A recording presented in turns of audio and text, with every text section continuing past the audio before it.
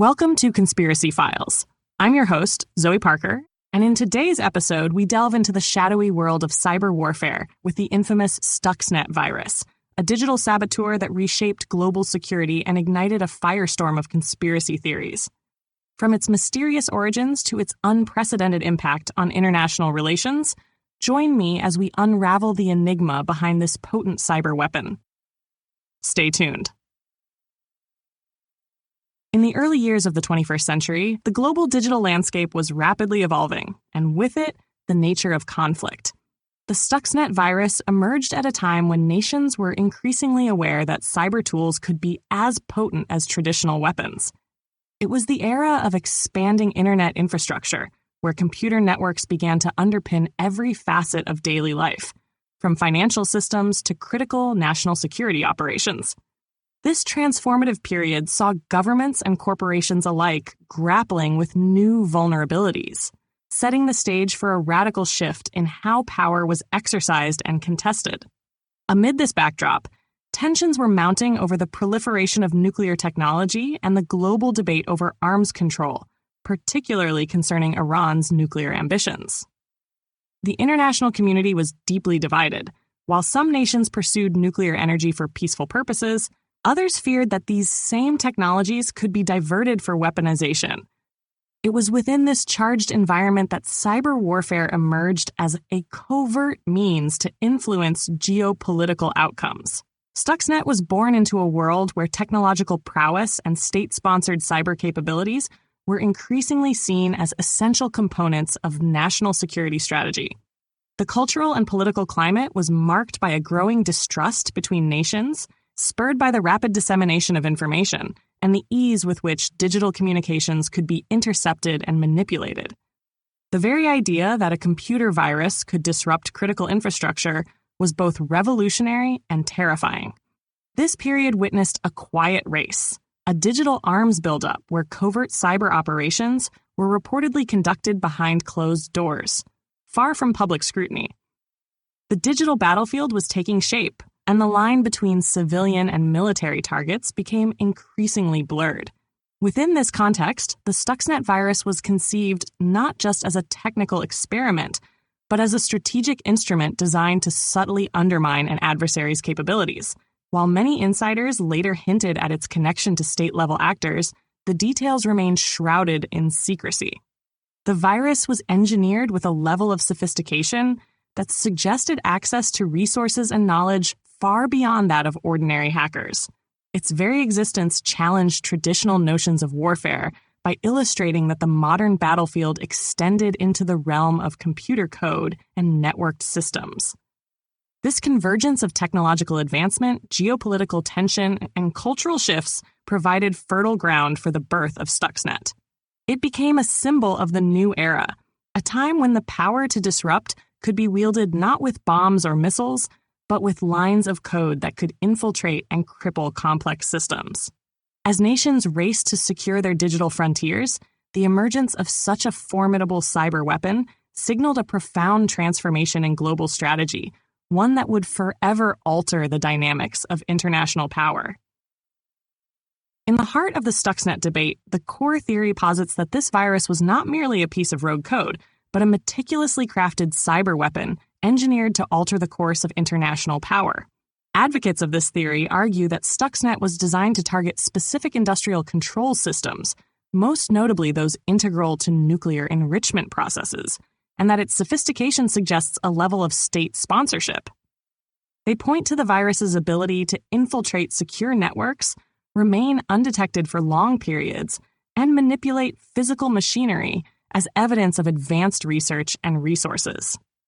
The digital footprint left behind, including intricately coded exploits and tailored payloads, paints a picture of a cyber tool developed with precision and purpose. Proponents emphasize that Stuxnet's complexity is not something one would expect from an independent hacker or a small cybercriminal group. Its multifaceted approach, combining zero-day exploits, advanced rootkits, and sophisticated self-propagation mechanisms, indicates an underlying infrastructure supported by significant technical expertise and strategic intent. For instance, the virus's capacity to alter the operational parameters of centrifuges, causing them to spin out of control while simultaneously masking its own presence, suggests that it was built not only to cause physical damage, but also to do so in a covert manner. This dual function of physical sabotage and digital stealth underpins the argument that Stuxnet was part of a broader geopolitical strategy aimed at curtailing a perceived threat in the realm of nuclear proliferation. At the same time, the core theory acknowledges the intricate layers of evidence that have emerged from various analyses over the years. Cybersecurity experts have dissected its code, revealing a level of complexity that has led many to believe that multiple teams with distinct specializations were involved in its development. Some analyses suggest that the virus was constructed with modular components, allowing for updates and modifications as new vulnerabilities were discovered. This modular design is seen by supporters as indicative of a long-term strategic plan, one that evolved in tandem with the shifting landscape of global cybersecurity. They argue that such an approach would be consistent with a nation-state's capacity to invest in ongoing cyber operations and adapt to emerging technological challenges. On the other side, some theorists suggest that Stuxnet's deliberate targeting and stealth capabilities serve as a case study in asymmetric warfare, where digital tools are used to level the playing field against adversaries with superior conventional military might. The virus is seen as a paradigm shift in how conflicts are fought, an invisible, precise strike that leaves minimal collateral damage while achieving significant strategic outcomes. Its deployment, therefore, is argued to be not an isolated incident, but part of an evolving doctrine of cyber deterrence and strategic sabotage. The accumulation of these technical details and strategic interpretations forms the crux of the core theory that Stuxnet was a deliberate, state-sponsored cyber operation with far-reaching implications for global security. This theory challenges us to rethink the nature of modern warfare, where the battlefield extends into cyberspace, and where lines between digital code and physical reality blur into an intricate dance of power and precision.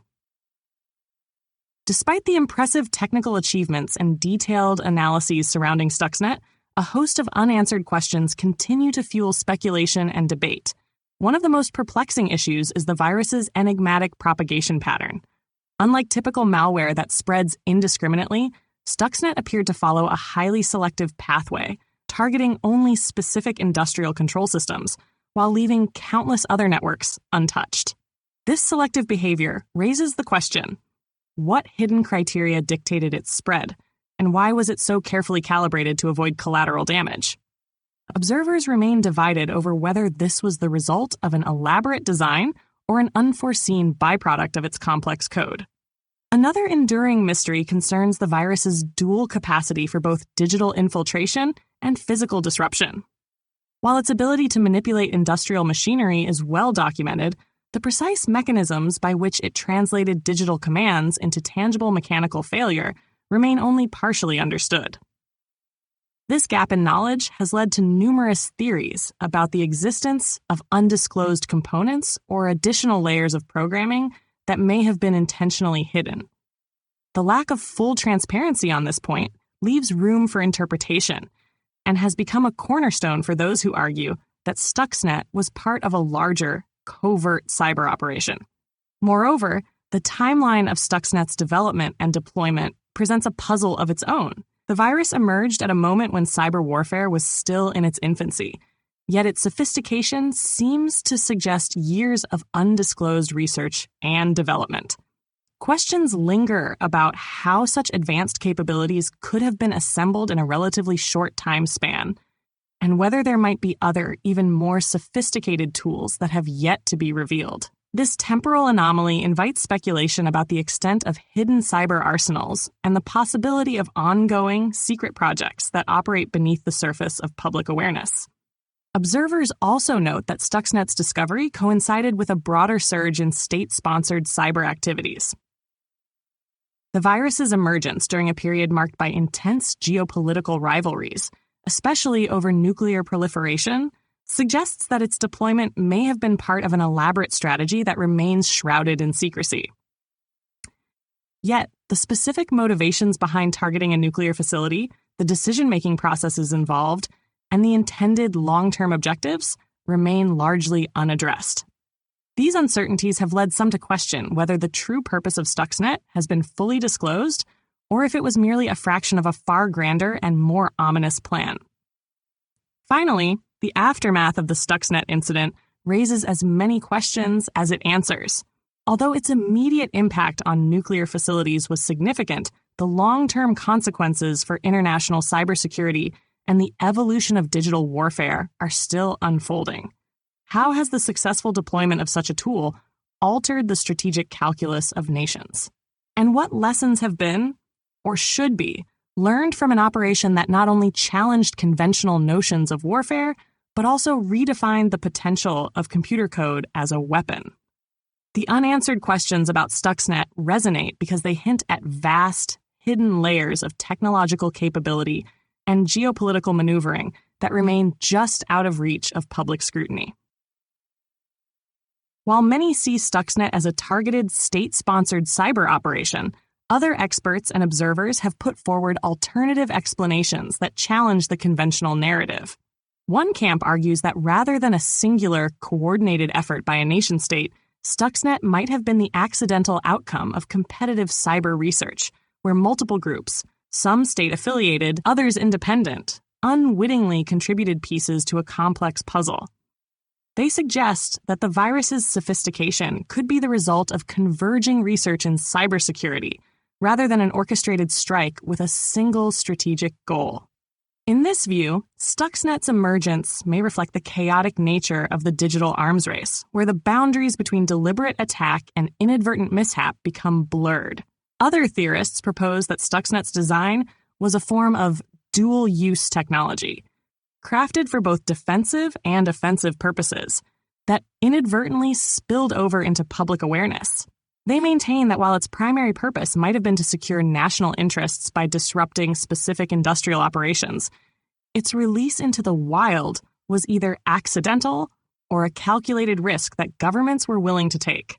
This perspective challenges the idea that the virus was purely a covert weapon, arguing instead that it was a high-stakes experiment in cyber deterrence, intended to demonstrate capability while testing the vulnerabilities of global digital infrastructure. Critics of the more sensational interpretations assert that the dramatic features of Stuxnet, such as its stealth capabilities and targeted functionality, may also be explained by the inherent evolution of malware. They posit that the code could have been refined over time through collaborative online communities and open-source contributions, eventually culminating in a tool that appears far more advanced than its individual components would suggest. This theory implies that while Stuxnet certainly exhibits a high level of technical prowess, it might be less the product of deliberate statecraft and more a natural outgrowth of rapid technological development in the cyber realm. There are also voices that focus on the role of human error and bureaucratic oversight. Some skeptics claim that the incident reflects not so much a grand conspiracy as the complexities of modern digital warfare, a realm where even the most carefully planned operations can unravel due to unforeseen technical glitches or miscommunications between agencies. This school of thought underscores the possibility that the virus's unexpected behaviors and lingering anomalies are symptomatic of an evolving threat landscape rather than a clear, intentional act of sabotage. In parallel, alternative narratives have emerged suggesting that Stuxnet might have served as a catalyst for further covert cyber operations. Proponents of this theory argue that the virus was a proof of concept that spurred other, even more secretive initiatives, with its success, or perceived success, fueling a global trend toward developing digital weapons of mass disruption. This fringe view posits that what we witnessed with Stuxnet was only the tip of an iceberg, an overt demonstration designed to pave the way for a broader and more aggressive use of cyber warfare tactics.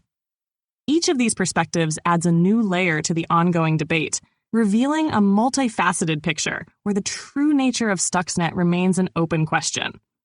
The alternative theories and the persistent skepticism surrounding it invite us to look deeper into the intersection of technology, strategy, and human error, a convergence that challenges our understanding of modern conflict and leaves the door wide open for further inquiry. The emergence of Stuxnet has transcended the boundaries of technical intrigue to leave an indelible mark on society, psychology, and global geopolitics. Beyond the lines of code and digital exploits, its impact is reflected in the way nations perceive security and in the collective psyche of a world increasingly reliant on technology.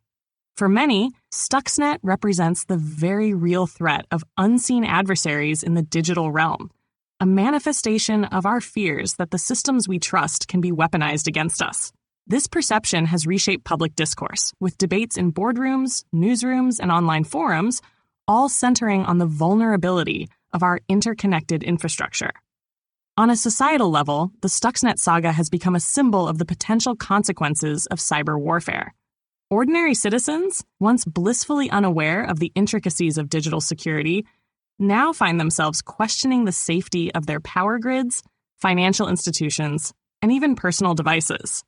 The virus's disruptive capabilities have led to increased calls for enhanced cybersecurity measures and greater transparency from both governments and corporations. Its story has spurred educational initiatives and public awareness campaigns, while simultaneously fueling a narrative of caution that underscores the modern digital age's fragility.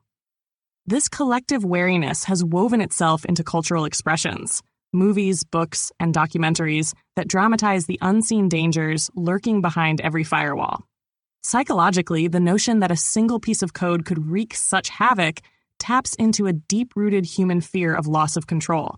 Stuxnet has not only exposed vulnerabilities in our technological infrastructure, but has also challenged the very notion of security in an era where the digital and physical worlds are increasingly intertwined. For many, the possibility that adversaries could manipulate systems from afar evokes a profound sense of paranoia, a fear that the forces shaping our lives are invisible and omnipotent. This unease has led to a surge in discussions about privacy, autonomy, and the balance between state surveillance and individual freedom. The digital arms race, once an abstract concept reserved for military strategists, has become a topic of everyday conversation, blurring the lines between science fiction and lived reality. Geopolitically, the repercussions of Stuxnet are profound and far-reaching. Its use as a cyberweapon has signaled a paradigm shift in international conflict, where traditional military might is no longer the sole determinant of power. Nations are now forced to reconsider how to safeguard their critical infrastructures against threats that are both invisible and insidious. The incident has spurred debates over the ethics of cyber operations, with some arguing that such measures are a necessary deterrent in a hostile world, while others warn of the dangerous precedent it sets for covert digital warfare. This geopolitical tension, simmering beneath the surface, reflects a broader anxiety about a world in which state actors can engage in clandestine operations without the transparency and accountability demanded in traditional warfare. Ultimately, the enduring fascination with Stuxnet lies in its capacity to embody our collective anxieties about technology and power. It stands as a testament to both human ingenuity and human vulnerability, a reminder that even as we harness technology to build a better world, we must also remain ever vigilant of the unseen forces that might one day turn that same technology against us. Some of the most provocative ideas surrounding Stuxnet venture far beyond the realm of conventional cyber warfare. A number of fringe theorists argue that this virus was not simply a tool of statecraft, but a harbinger of a new era of digital alchemy, a technology that blurred the lines between machine code and metaphysical forces. They propose that the code itself might contain hidden instructions or encrypted messages that hint at a deliberate, almost mystical design. In this view, Stuxnet is seen as more than just a weapon. It is considered an experiment in transhuman evolution, where the digital and the organic might someday merge into something altogether different. One particularly extreme theory suggests that the virus was engineered using insights derived from quantum computing research that had not yet been disclosed publicly. Proponents of this idea claim that certain lines of Stuxnet's code display patterns reminiscent of quantum algorithms, complex, seemingly random sequences that defy classical logic. This theory posits that such an approach could allow the virus to operate in a manner that is inherently unpredictable, capable of adapting in real time to circumvent detection and countermeasures. According to these speculations, Stuxnet may have been the first practical application of quantum mechanics in cyber operations, marking a turning point in the evolution of digital conflict. Another unconventional perspective posits that Stuxnet's creation was influenced by an unexpected source, the realm of science fiction.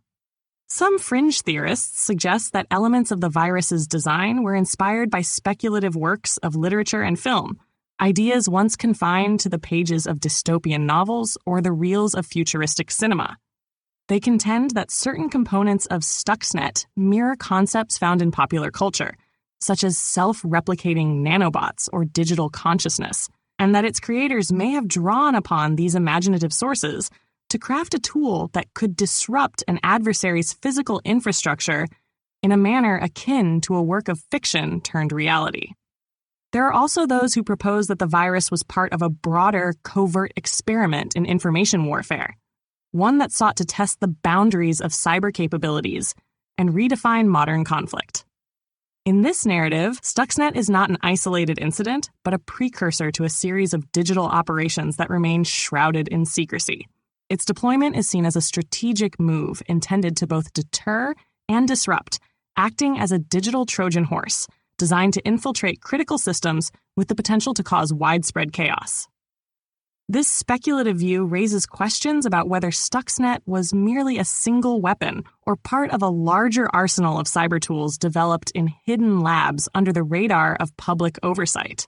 Finally, some theorists take the discussion into even more esoteric territory, suggesting that Stuxnet might represent a new form of digital consciousness, an unintended byproduct of highly advanced code that, once released, began to evolve independently of its creators. In this scenario, the virus could be seen as a self-aware entity, capable of learning and adapting in ways that blur the lines between human ingenuity and autonomous intelligence. Such ideas, while deeply controversial, challenge us to consider the potential for technology to transcend its initial programming and enter the realm of the unpredictable. Each of these speculative and fringe theories, whether rooted in quantum mechanics, science fiction, covert military strategy, or the emergence of digital consciousness, offers a radically different perspective on Stuxnet. They contribute to a tapestry of ideas that keeps the mystery alive, inviting us to explore the outer limits of what we consider possible in the digital age. The story of Stuxnet does not exist in isolation. It intertwines with a web of global conspiracies and secret operations that span decades. Some theorists suggest that the techniques and objectives behind Stuxnet have roots in covert military experiments reminiscent of Cold War-era cyber operations. In this view, the virus is seen as part of a broader strategy employed by superpowers to assert control over emerging technologies. Echoes of classified projects, long hidden from the public eye, have been linked to the same clandestine laboratories that reportedly developed advanced cyber weapons during the late 20th century. These shadowy initiatives laid the groundwork for a digital battlefield where every line of code can be a strategic maneuver. Further connections emerge when examining how the advent of Stuxnet dovetails with other high-profile cyber incidents that have rattled the global community. Some argue that its emergence parallels events such as the cyber attacks on financial institutions and critical infrastructure in various regions, suggesting that there may be a coordinated effort to test and deploy sophisticated digital tools on a global scale. The notion that governments are developing, refining, and potentially deploying cyber weapons as part of a silent arms race casts Stuxnet not as an isolated anomaly, but as one chapter in an ongoing narrative of technological warfare. There is also a perspective that links Stuxnet to the broader phenomenon of digital espionage and surveillance programs. Whispers of secret operations, such as those revealed by whistleblowers and investigative journalists, hint at a network of cyber initiatives designed to penetrate and control information systems worldwide. In this framework, Stuxnet is seen as both a weapon and a signal, a demonstration of the capability to infiltrate the heart of critical infrastructure, while also serving as a deterrent to adversaries. This dual role connects it to other controversies surrounding mass surveillance, data breaches, and covert cyber espionage that have dominated headlines in recent years. Some fringe theorists go even further, suggesting that Stuxnet is a precursor to a new era of cyber anomalies that bridge the gap between human error and deliberate statecraft. They draw parallels between the virus and various historical instances of technological manipulation, from the alleged mind control experiments of the Cold War to modern claims of deep state interference in global events. The idea here is that Stuxnet is part of a long, hidden lineage of covert operations that blend science fiction with reality, where advanced technologies are deployed not only to disrupt, but to reshape geopolitical landscapes. Additionally, there are those who argue that the techniques behind Stuxnet have been replicated or even evolved by other entities operating in the shadows. These proponents point to subsequent, less publicized cyber incidents that share similar characteristics, suggesting a lineage of technological innovation that spans borders and defies conventional regulatory oversight. Whether it's the sudden appearance of rogue software in critical systems or unexplained digital anomalies that defy immediate explanation, the fingerprints of clandestine operations seem to connect them all, weaving a tapestry of suspicion that spans decades and continents. In this light, Stuxnet becomes a nexus, a focal point where various strands of conspiracy and covert activity converge, a digital enigma that challenges us to consider the hidden forces shaping our world. Even after years of analysis and debate, countless questions about Stuxnet remain unanswered, keeping its mystery alive in the public consciousness. What underlying factors allowed such an intricate piece of malware to be conceived and executed, and why do its enigmatic characteristics continue to defy complete explanation? The absence of a definitive narrative has fostered a fertile environment for speculation, with each unexplained detail adding to the allure of the story. The public is left to wonder, was Stuxnet merely a calculated cyber operation, or does it hint at hidden capabilities and secret agendas that have yet to be fully revealed? One persistent question is why Stuxnet's design appears so remarkably advanced, almost prescient of technologies that would later become mainstream. How did its creators manage to weave together multiple zero-day exploits and a sophisticated self-propagation mechanism in a manner that specifically targeted industrial control systems? The mystery of its technical prowess has led many to suspect that there were layers of complexity and perhaps undisclosed enhancements that remain shrouded in secrecy. The possibility that similar, even more potent cyber tools could be lurking undiscovered raises both excitement and trepidation, keeping the debate in constant motion. Another enigma revolves around the timing and strategic purpose of the attack. What drove its launch at that particular moment, and how does it fit into the broader narrative of international relations and digital conflict? The decision to target nuclear enrichment facilities, for example, has spurred endless questions about the motivations behind the operation. Was it simply a demonstration of capability, or did it serve a deeper geopolitical strategy that has yet to be fully disclosed? The lack of a clear, publicly acknowledged motive means that each new development in global cyber affairs is viewed through the lens of Stuxnet, reinforcing its status as a symbol of modern digital warfare. Beyond technical and strategic concerns, there is also a lingering curiosity about the human dimension of the operation. Who were the masterminds behind it, and what drove them to craft a cyber weapon of such unprecedented scale? The individuals involved in its development, shrouded in anonymity and classified channels, remain an enigma in themselves. Their choices, their risks, and the very existence of a covert digital battleground contribute to an ongoing narrative that captivates experts and laypersons alike. The question of accountability, of who stands to gain and who might be undermined by such operations, continues to spark debates about transparency and the limits of state power in the digital age. Moreover, the ripple effects of Stuxnet have left an indelible mark on how societies view the digital realm. Its legacy persists in the continuous evolution of cybersecurity practices, the restructuring of international cyber policies, and the burgeoning public interest in digital espionage. The theory that Stuxnet was just the tip of a vast hidden cyber arsenal adds a layer of intrigue that fuels the imagination and keeps discussions about its origins and implications ever present in academic, political, and social circles. In essence, the lingering questions about Stuxnet lie not only in its technical design or strategic intent, but also in its ability to embody our collective uncertainty about the future of warfare, technology, and global power dynamics. It remains a living mystery, an unresolved chapter in the story of cyber conflict, inviting us to continually ask what we might not yet know about the digital forces shaping our world. Stuxnet stands as a multifaceted enigma at the crossroads of modern technology and covert strategy. Its intricate design, selective targeting, and profound impact on global cybersecurity have forever altered our understanding of digital warfare.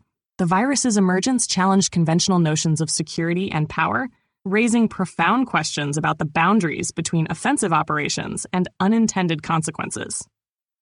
As nations scramble to fortify their digital frontiers, Stuxnet serves as a reminder that even in our interconnected age, vulnerabilities remain in places we least expect.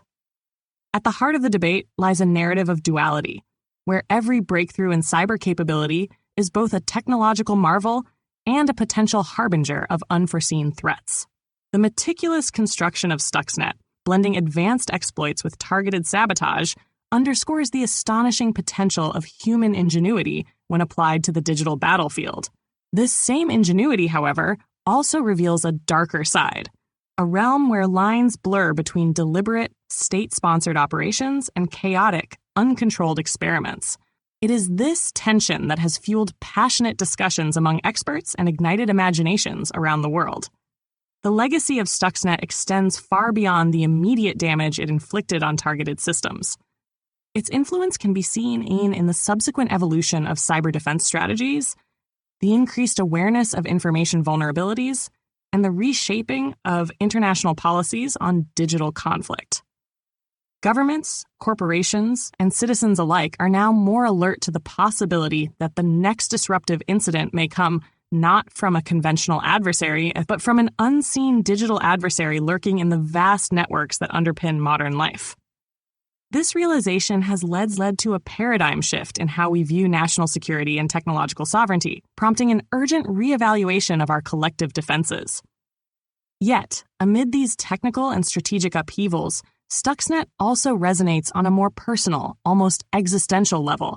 It touches on our fundamental fears, the terror of the unknown, and the unsettling possibility that something as intangible as code can alter the very fabric of our reality. It forces us to confront uncomfortable truths about control, trust, and the consequences of our relentless pursuit of technological dominance. For some, Stuxnet is a cautionary tale about the unforeseen costs of innovation, a stark illustration of the delicate balance between progress and security.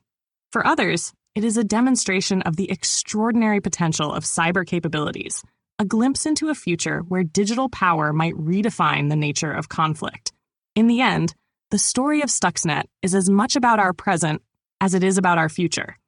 It invites us to ponder the intricate dance between risk and reward, and to remain ever vigilant in a world where the boundaries of warfare have expanded into the digital realm.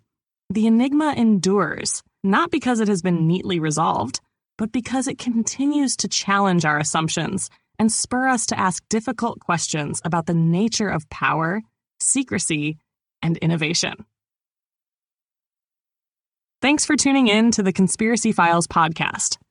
We're here with brand new episodes every Wednesday. If you're listening on your favorite podcast platform, don't forget to follow us and be sure to rate, review, and share your thoughts. We'd love to hear from you. You can also reach out anytime by emailing us at contact@theconspiracyfilespodcast.com. Until next time, and remember, the truth is out there. If you enjoyed this episode and want to dive deeper into the world of conspiracy theories, consider subscribing for exclusive access to the material they don't want you to hear. As a subscriber, you'll get banned episodes, episodes deemed too controversial for mainstream platforms, members-only bonus episodes, not available anywhere else, extended director's cut versions of your favorite episodes, early access to new content before it's released to the public, and much more. Thank you for your support. The link is in the description below. Join now.